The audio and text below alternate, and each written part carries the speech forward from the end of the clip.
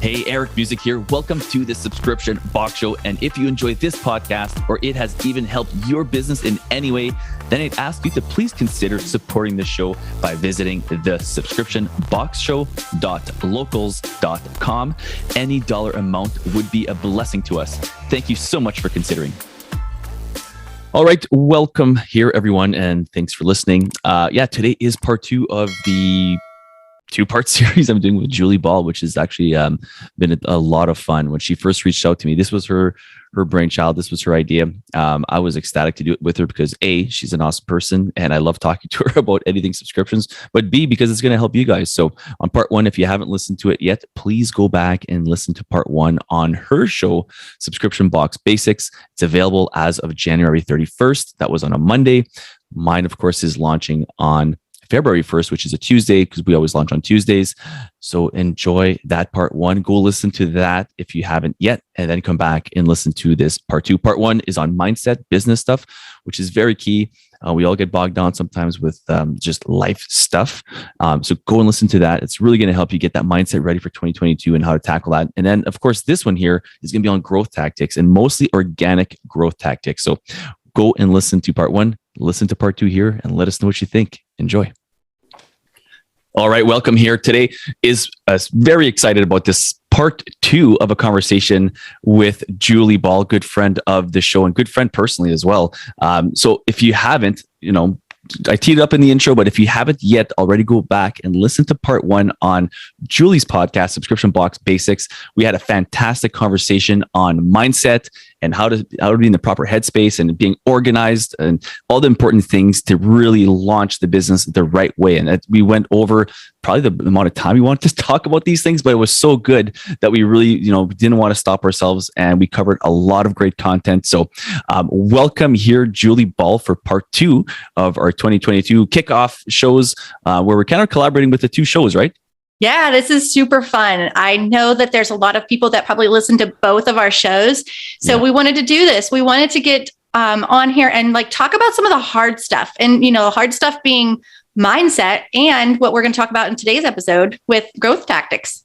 Yeah. And I think we kind of touched it. Well, you touched on it a little bit, but I was raising my hand, agreeing with you for sure, 100%. Some of the growth tactics I want to touch on are organic, and maybe more of the organic ways, because let's face it, 2021 was tough with Facebook ads. It started off great, and then iOS updates hit, and all of a sudden it's like what we were relying on for so long really disrupted, we'll say, the industry. So, and how we acquire customers. So I really want to talk about organic growth tactics. Did you have anything in mind specific you want to just kind of tee up?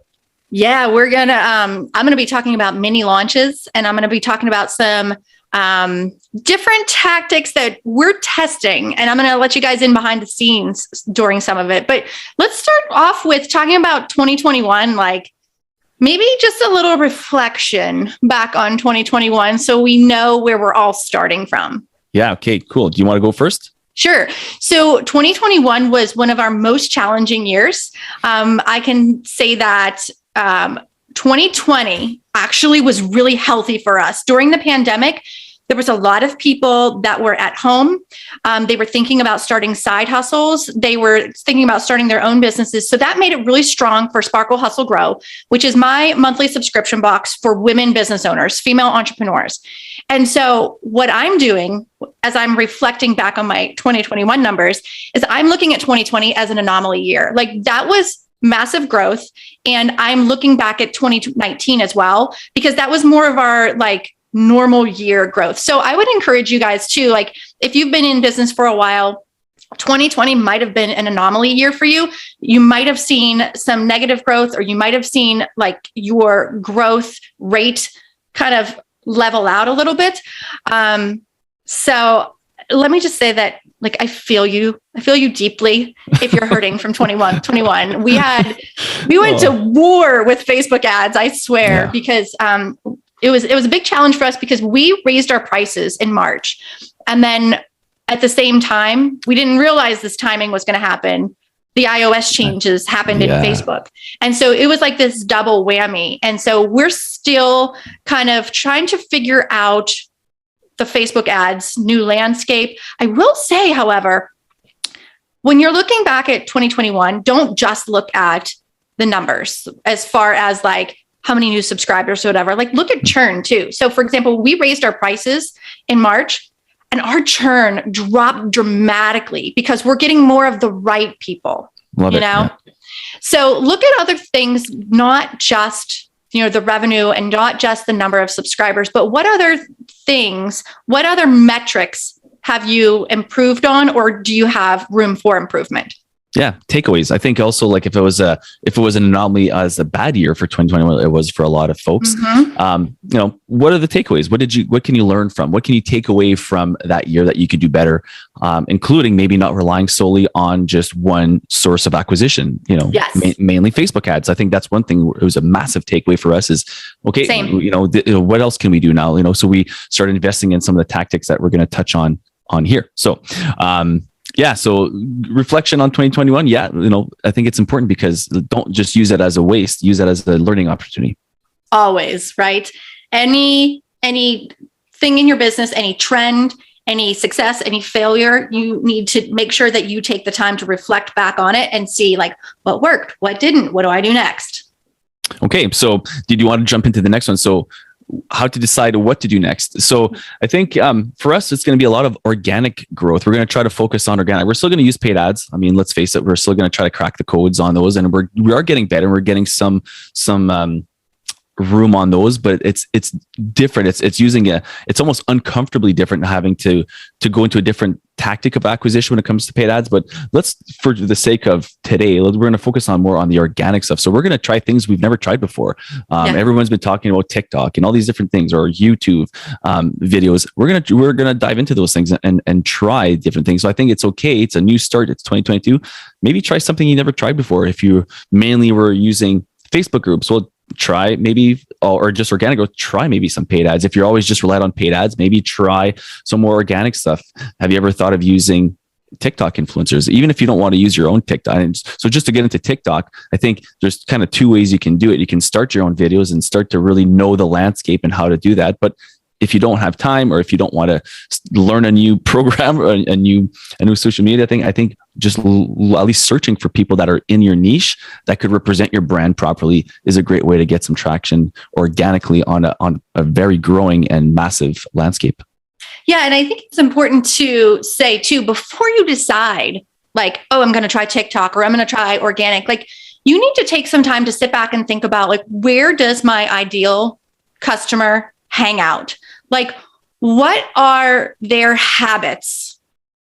And how can I seamlessly integrate that into those daily habits or into where they're hanging out? So if your, ideal target customer hangs out on Pinterest, don't put all your time and money and effort into TikTok. Figure out where they're going to be and figure out how that you can show up where they're already playing, where they're already hanging out. And I think that's really important. And that's how we're deciding on and I'm going to talk about it a little bit later here, but that's how we're deciding where we're going to put some of that time and that effort that we're kind of drumming up for 2022. Yeah, such a great point. And I'm glad you brought that up, because I think knowing who that is, and if you don't know who that is, where they hang out, that might be the first step. That might be your first job. Who is my ideal customer? Maybe you weren't so clear on it. Maybe it's time to really get that clear. Start there. Find out who is your ideal customer, what's been working, who's not churning. Maybe call them up and start really finding who that is, and then really kind of dig in your heels where they do hang out. Because it could just be that they are hanging out in Facebook ads, or on Facebook groups, or they might be hanging out on Pinterest, right? And what are those groups? And I think trying to get into those is a great point. So I love that. And I think YouTube, is something we're going to try. We've never really done YouTube videos and YouTube video influencers. We're going to be testing those waters as well. Just a little bit about our background. Of course, my listeners probably will know this, but some of the yours that are coming over to listen. So we have a subscription box for moms and babies. So I think, we kind of have an idea that, these are things that I think some younger moms especially are probably into. So that's why we're testing those. Continue to test with influencers, I think, is a great way. Sometimes it could just be as simple as you don't have to look at some of the high priced YouTube influencers, but even just some local influencers that can get some traction for you. And it might just be an exchange of product. So it doesn't have to cost you an arm and a leg, especially if you're just starting out. And something here when it comes to organic growth that is not the sexiest of terms. So, but it works long-term, and this is long-term SEO strategies. And I know these people hate to hear that, because we're used to paying for Facebook ads, And you see the return right away. You see money going out, you see customers coming in. It's like a spigot you turn on, right? Yeah, it's a tap. When the tap's turned on, it used to anyways. Well, yeah. When you turn off the tap, it's like it stops. But I think long-term SEO sets you up so you don't have to rely on this anymore. And I think I encourage everyone to really look into that. So I don't know if you have any thoughts on long-term SEO, if we even want to get into the weeds of this, but we can drum up a couple of ideas. Yeah, I think repurposing your content is it's going to be the gold standard. So think about, what is your core content? So can you go live on Facebook once a week? Or are you doing a podcast? Or maybe it's a blog, that's your core content. And then think about, how can you use that in other places and just repurpose? For example, maybe you do a Facebook video. How can you grab some snippets of that content, put them on Instagram? Can you take that content and go a little deeper on a blog and then pin back to the blog? Like, that's how you don't have to come up with, 100 different pieces of content. You can repurpose things so that they're all kind of pointing to your website, but it's the same content. And then also you start to become known for that content. Yeah, I love that. And I think those are great strategies. I think even starting a podcast for your subscription box. We were talking about this with some of our past guests from Streamline Podcast, and how any subscription box could technically have a podcast as a main focus of value. Again, we're talking about goals and stuff. Like, it doesn't have to be the main goal is the objections that have 100,000 downloads a month. It could just be that is a piece of added value for your members, but also something you can repurpose multiple different ways for long-term SEO. And I think another thing on SEO is I would reach out to, where can you have your content? Where can you push your content on other sites, right? Backlinks, all these things matter. So I think repurposing these things for the purpose of sharing it and having it on other websites is a great way. Yeah, like guest blogging or like guest posting. So yes. Like, I'm a contributor for Forbes. And so I'm able to write in my zone of genius that, things that have to do with business and entrepreneurship. And then I get to, when it goes live, I get to shout it from the rooftops and I get to share it. And guess what? It links back to my website. Yeah. That's SEO right there. Yeah, it's exactly 100%. So there's, you look for, if you're interested in more ideas on that. I'd say I'm not an expert on long-term SEO, that's for sure, but I'm trying to really, dig in my heels onto this subject. So I have some ideas. So you feel free to reach out to myself, but also go listen to some other podcasts and read some other blogs on SEO. There's some great content out there on how to do it, but it's a long-term game. It's not and it's going to take some time, but the end result is that, you're less reliant, because 93% of people, when they go shopping, guess what they're doing? They're going on Google. They're clicking on Google and they're going to search for that thing they want to get. Well, the only way to rank that high is not going to be, you can't buy your way back there anymore. I can't beat my competitors on the top page anymore, but long-term SEO, I can slowly grab myself to the third spot and compete that way. And I think it's a long-term game, but it's going to be a long-term payoff. Yeah. And if you struggle with, like me, where I'm like, but I'm not a writer and I don't really like to write. It's like, you know what? Carve out 30 to 60 minutes a week and just get it done. It can be, if you give yourself that time frame. I don't know if you've ever used for time management, like the Pomodoro method or whatever, and it gives you a specific end point where you stop after a certain amount of minutes, then you take a break. Give yourself 30 to 60 minutes to write some blogs, post them, and then move on. And then you can share that content on social media. You can share that content with your subscribers via email, driving traffic back to your website. Yeah, 100%. So I think those are some fantastic organic ways. And I'm going to touch on collabs as well as another great organic way. I love collaborations. Yeah, and I know you touched on it, talk about that method. What was the method you talked about? Pomodoro. What did you say? Oh, the Pomodoro method. Yeah, well, you're talking about that. JLD tells that all the time. And you mentioned collabs on JLD's podcast. I don't know if you want to kick off something on collabs. Yeah, I mean, collabs are a great way to reach new audiences. And just a quick example, you could collaborate like this right here, where I'm on your podcast and you're on my podcast. Mm-hmm. We are going to be able to reach more people because of that. Now, think about with your subscription box, who already has an audience that's non-competing with your box, but serves the same audience in a different way. try to figure out some sort of win-win collaborative idea that you can reach out and pitch. And like you said in part one, like just ask. That so much of business boils down to that. Just ask. Yeah. If someone says no, that's okay. Maybe it's not right now, but you don't know until you ask. And some of the biggest collaborations that we've ever had have just been because, I built a relationship and just asked, hey, can I send you a box? Would you be willing to share it on social media? I really think that this would be fun for your audience. So ask, make a list of your dream collaborations, and then make a list of 2 to 3 ideas of, what can I offer them? And because it has to be a win-win. Like you want to do a lot of times when you're pitching a collaboration, you want to make the heavy lifting on your end. So if you're trying to pitch a collaborative giveaway, for example, what are you going to provide as part of the prize? Can you set up the landing page so they don't have to? You want to make it an easy yes for them. You want to make it like a hell yes. Yep. Yeah, no, 100%. I think, so those are great ways when you're collaborating with influencers and Facebook groups, even like go and scour Facebook groups that are in your niche that you can maybe talk to the admin first and say, hey, I want to do a giveaway. I want to give away a box in your Facebook group. Don't spam.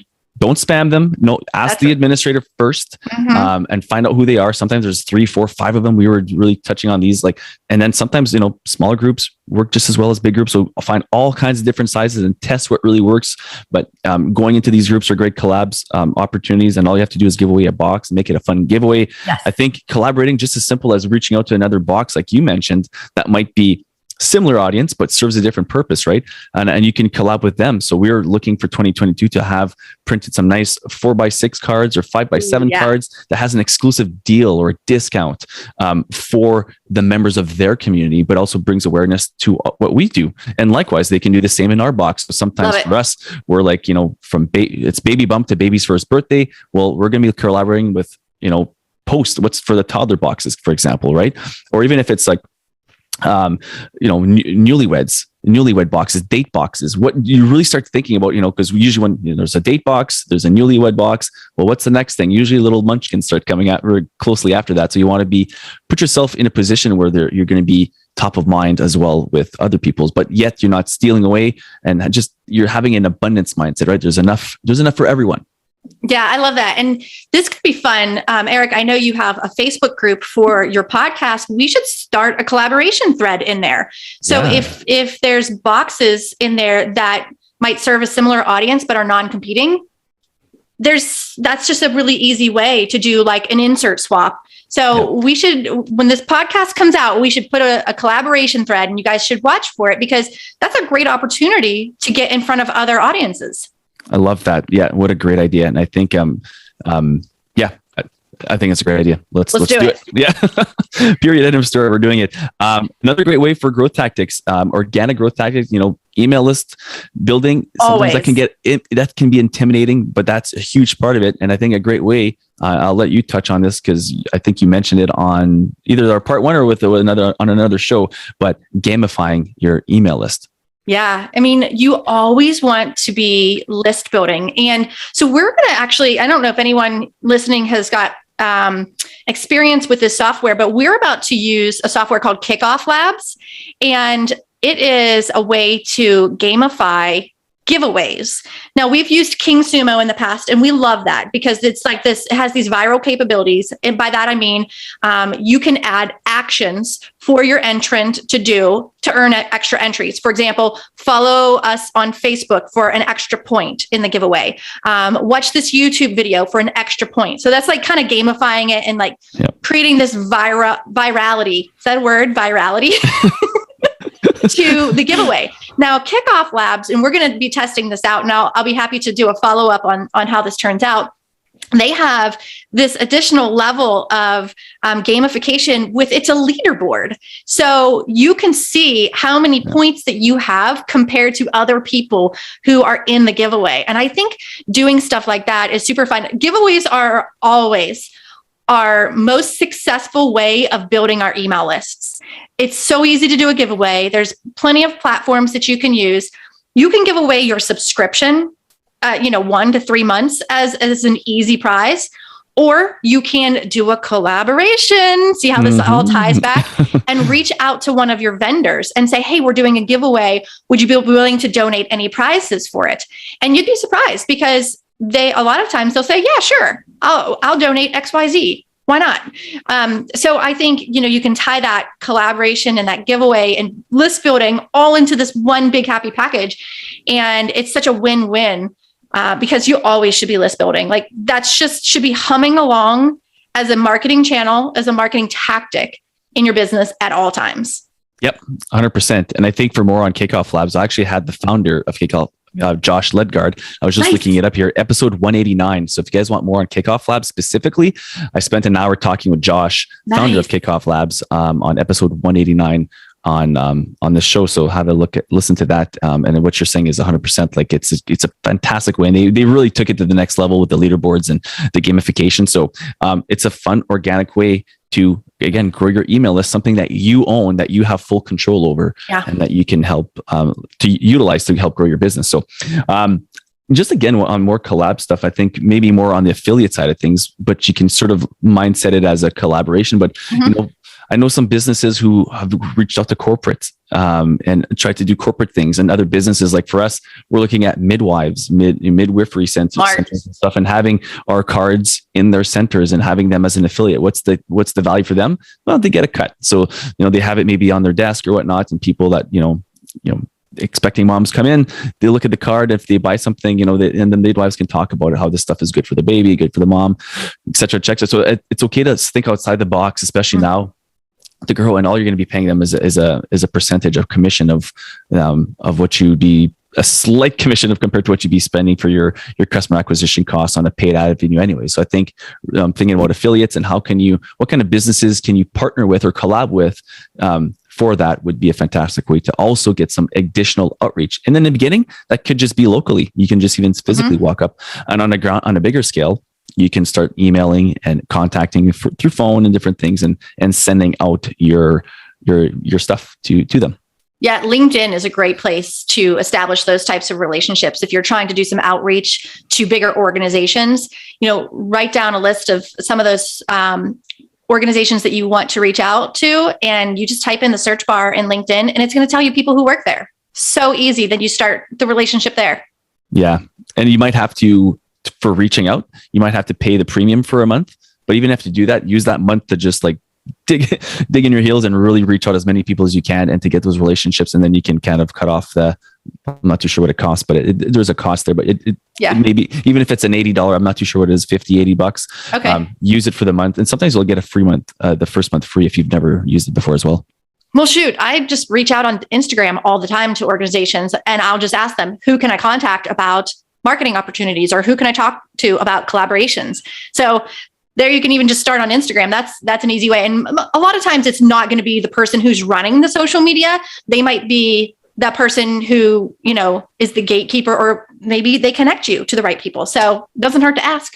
Yeah. Okay. So do you want to move into a different direction a little bit here? Sure. Yeah. Okay. So I think these are all great things. Organic ways to grow are fantastic things, and they can be a little intimidating because a lot of people have maybe just quickly tried them and it doesn't work, and they just go back to a paid ads. But I think before doing any of all this stuff, I think focusing on your value proposition is key. What separates yourself from everyone else in your niche? What's a differentiator in your business? Do you want to touch on that, Julie? Yeah. This goes back to that abundance mindset, that there's enough to go around. Just because you have a similar box in the same niche as someone else's, that doesn't mean anything. Like, that doesn't mean that you're not going to get subscribers. You need to figure out specifically, like, what is it that you bring to the table that other boxes don't, or what do you do better? Or like, what is super unique about your business, and like really stand in that and really share about that. Don't be afraid to say that same thing over and over and over again, because your marketing messages are going to miss people along the way. They need to hear the same things over and over again. But I was talking to someone the other day, and they're like, I'm nervous about sharing too much or sharing too often when it comes to my pre-launch. And I was like, well, you just keep sharing because I wasn't on Instagram on these 3 days. I was taking a little social media detox. So I missed all those messages. So if you only shared during those 3 days, I missed it.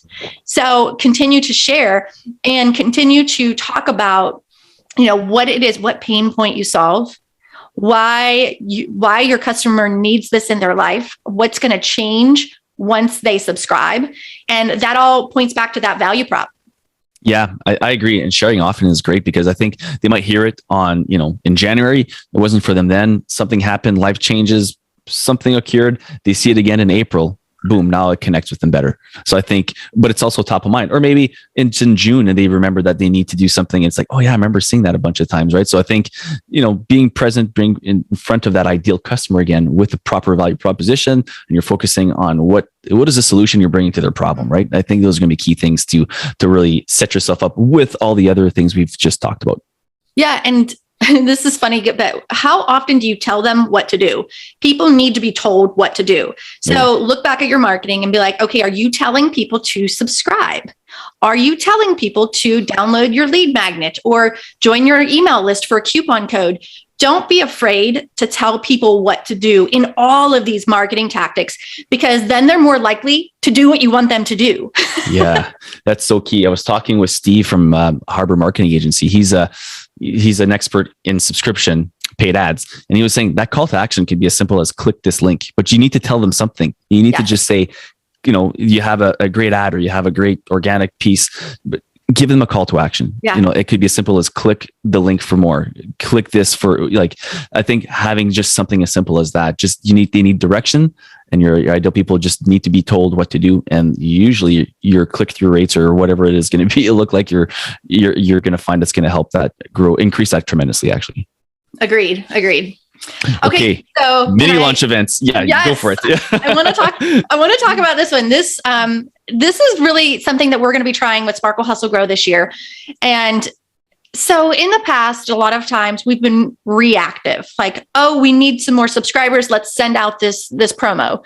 And, via email or social media. You're shaking your head. Yes. So I assume you know what I'm 100%. talking about. Oh yeah. You do that too? Oh yeah, for sure. So we are looking in 2022 at creating some mini launch events. I'm sure everyone here has seen how digital course creators have a launch runway and then they have their offer for a specific amount of time. And then, they move on. So we're not moving to a closed cart model at all, but we are looking at how can we create these mini launch events and work the pre-launch runway. And that could be 7 days in advance of it. That can be 30 days in advance of it. However you want to run your pre-launch runway to some sort of exciting campaign. You see a lot of this happening in November for Black Friday shopping weekend, where companies are dropping hints about what's coming and what the deal is going to be and what dates it's going to be. And we've done this internally as well. In our private Facebook group for subscribers, we've had secret sales where it's just for subscribers. And we used a 7-day launch runway where every day we would drop hints about what the offer is going to be, get excited. Here's what you should do to prepare, log into your account, make sure your credit card's updated and your address is correct. But we've not done that a lot with our general public and with our email list. So we're working on building out some key kind of mini launch events. And those will be time sensitive. So it's we'll tell them when they can take action to get this offer. And we're going to look at things with not just coupon discounts. We're looking at things where if you join during this time frame, maybe it might be a gift with purchase, or maybe there'll be some digital assets, or maybe we'll have a little new member party where we jump on a happy hour Zoom call or something like that. So think outside the box when it comes to what you're going to offer them as bonuses. If you guys have ever, joined a course, a business course online, you always get bonuses. So why can't we do that with our box businesses too? So make the first place to start here is to look at some key timing that would work well for you. Maybe that's, if you're mom and baby box, maybe that's leading up to Mother's Day. Maybe you want to start with a brain dump of what are some things beyond a coupon that you can offer. Maybe you have excess inventory, as you can do a gift with purchase. Maybe you get some inventory specifically for this event. One time, this was a couple years ago, we gave a gift with purchase over Black Friday shopping weekend. And it was a product that we didn't include in the box, but it was really unique. It was, it's so funny. It was a planner for the following year. And it was advice from a unicorn. And it was so fun. And we were able to put some really fun marketing messages around it. And we sold, I think we had capped it at 20, and we easily sold those. And we had people asking us, where can I get more of that product? And I think that we limit ourselves when we only think that we can do sales events or campaigns based around a discount. So think about, listeners, think about what timing, what kind of sales event can you create that makes sense for your audience, and what can you offer them beyond a coupon code? So a gift with purchase, a special live virtual event, maybe that's digital assets. So think about those, and then build in that pre-launch runway to get, your followers and your email list excited about it. Yeah, I love that. The excitement, the reminders, it reminds them. And then it creates a little bit of urgency, right? If there's a timeline on it, especially if you're doing it, just so many, like basically every month has a day. Maybe I think last year we were looking at like January, maybe doesn't, but New Year's is. So you kind of use the New Year's excitement, right? Mm-hmm. February, there's Valentine's. March, there's St. Patty's Day. Like you go on and on, Mother's Day, Father's Day. Like there's something. And then on top of that, we actually talked about it in part 1. The planner, like Jessica and Becky's subscription box planner, which we're going to have links in both show notes for part 1 and part 2. Those, but also have fantastic ideas on how to plan out around these things, ideas. And there's basically look at it as you can do it every month if you want to. There's always, and every day has a international coffee day. This day, like you can really have fun with it, right? Yeah. And beyond that, it doesn't even have to be based around a holiday. You could create something and have a quantity cap on it and be like the first 20 people who do this. And that gives them that sense of urgency as well. But you're not tied to a specific, date. So maybe it takes you, 2 hours to sell out those 20, or maybe it takes you a whole week, but you still can create that sense of urgency based off of like limited stock. Yeah. And this is all like great ways. I think we can tie this into like, the focusing on new school organic, like the way we want to talk about new school organic as opposed to like 2019, 2020 organic growth tactics. These are the kind of things like you can try to implement. You can really offer, it's all about value, and it's all about the experience when it comes to subscription boxes, right, Julie? I know you're a big proponent. You always talk about those things, and I agree. And Chris from they always talk about the experience is key. And I think thinking of these new school kind of ways of giving value, that extra punch with bonuses. And it could be like we talked about, maybe like a video, Zoom calls, a podcast, digital assets, you name it. Like you can make as much fun as this, but they don't have to cost a ton of money either. You don't have to send and buy new products. You can use excess inventory. So I love all those ideas, and you put it all together. You just start that creative flow and get those creative juices flowing in you, and really start thinking about it. And I think just maybe on a mindset thing about that, I think sometimes it's so noisy and there's so much busyness around us. Mm-hmm. I think sometimes if you're feeling, there's just so many things. I want to touch on kickoff labs. And I want to touch on the Zoom. Okay. And it's like, it becomes too much. It's like, I can't do it all. So I think like taking some quiet time, and give yourself quiet time. Don't always have the music blaring in the background. You're packing boxes. That's fun. Have a glass of wine and have the music going, and, but sometimes, you just need that quiet time, and your mind needs to sort these things out. Yeah, and I think giving yourself space to do that and to listen to your brain, man, is that helpful. I just went over in the fall, a 90-day basically cleanse of noise. Like there was no TV, no podcast, no music. There could be it was a bunch of other things, but it was a really cool program. And when you're always in your own silence and it's always quiet, you jump in the car. What's the first thing you want to do? Put on a podcast, put on the music, which it's quiet for the next 30 minutes. Like, okay, I got to be with myself here. And that can be scary when you got to be with yourself, but it allows your brain to sort things out. And do you want to touch on that? Yeah, I was just going to say, like, don't get us wrong. We're not telling you to do all of these things tomorrow. Mm-hmm.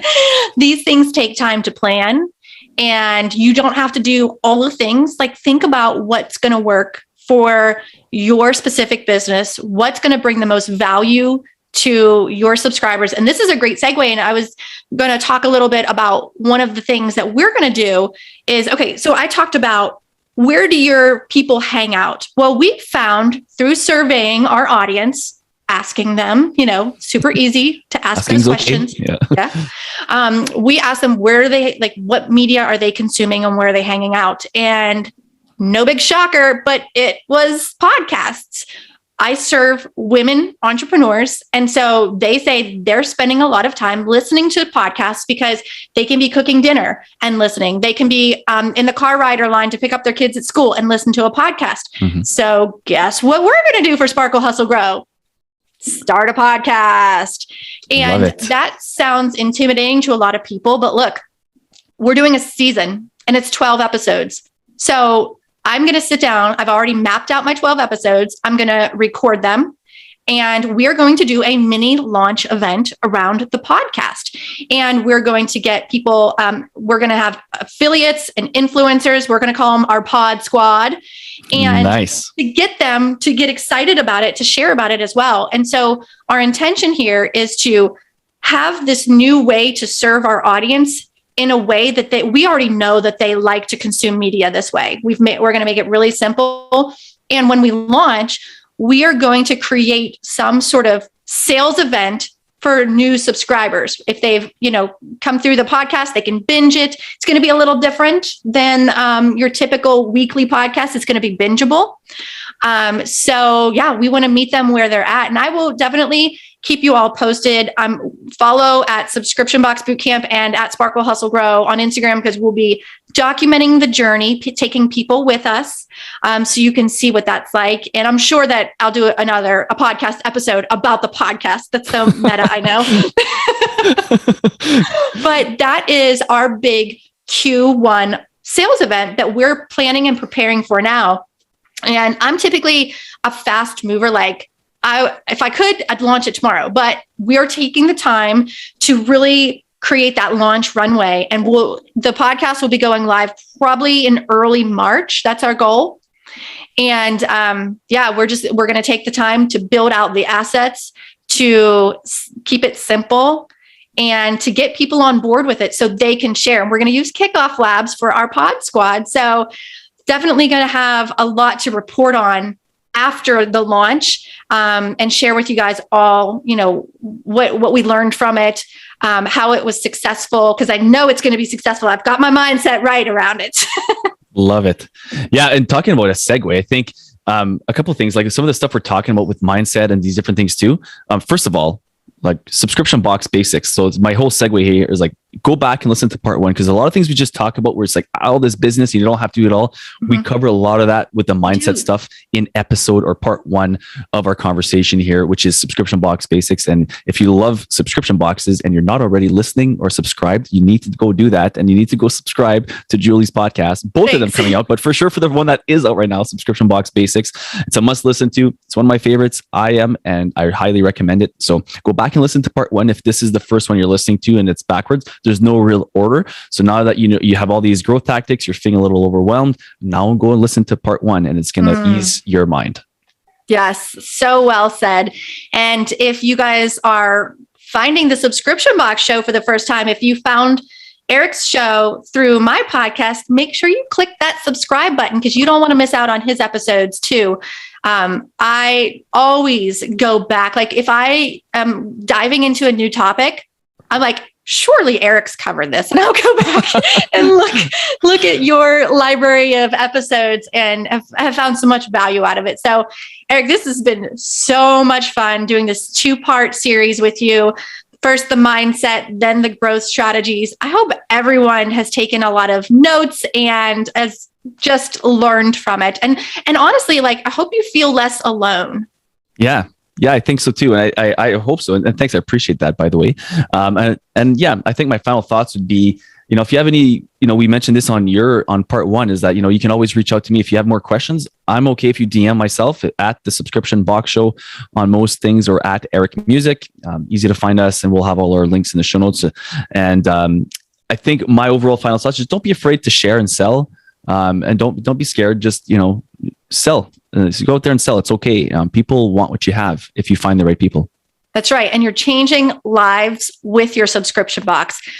Just think about, like, what if receiving your box is the only good part of that person's week? And it was because of you, something that you thought up of, you curated, and you got in front of that person somehow, some way, and you're changing lives with it. So yeah, I would love to hear from you guys too. At Subscription Box Bootcamp, DM me anytime. I love to talk shop, and I'd love to hear some of your takeaways from part 1 or part 2.